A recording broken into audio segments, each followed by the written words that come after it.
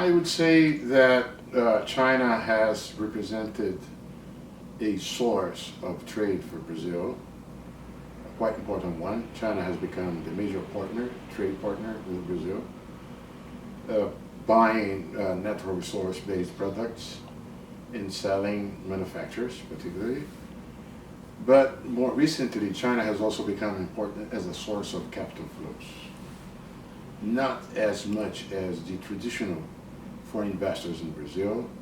US and Europe and Japan remain at the forefront on the stock, but at the margin, there is an increasingly relevant presence of China, initially in infrastructure, particularly energy, but now increasingly in service.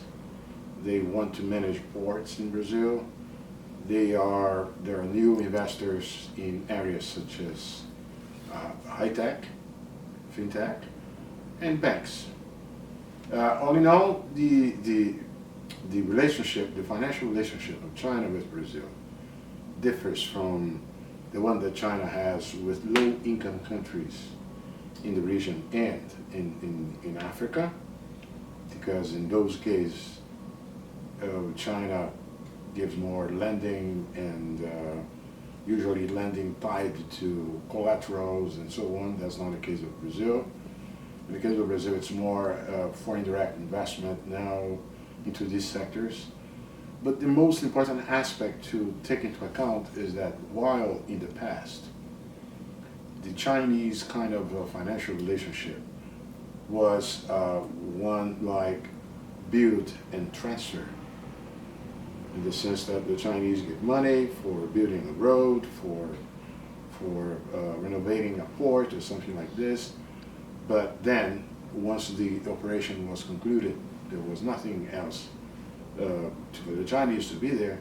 Now, with this kind of a relationship that I was referring to, if you go to manage a port, that means that you are forging a relationship to be a long-lasting one.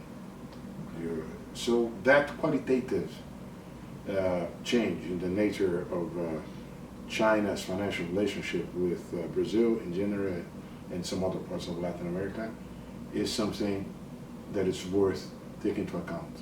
In terms of magnitude, is not yet something comparable to the lending by the Chinese development banks.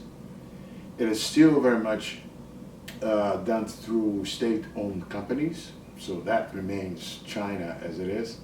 But at the margin, one can note a change not only in sectors, but also in attitude in terms of kind of engagement in the long term.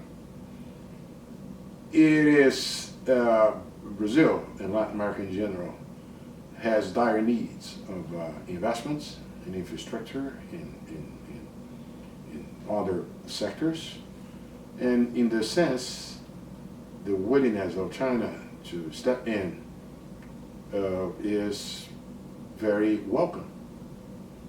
We wish we also have the kind of plurilateral flows of investment that we have had in the past.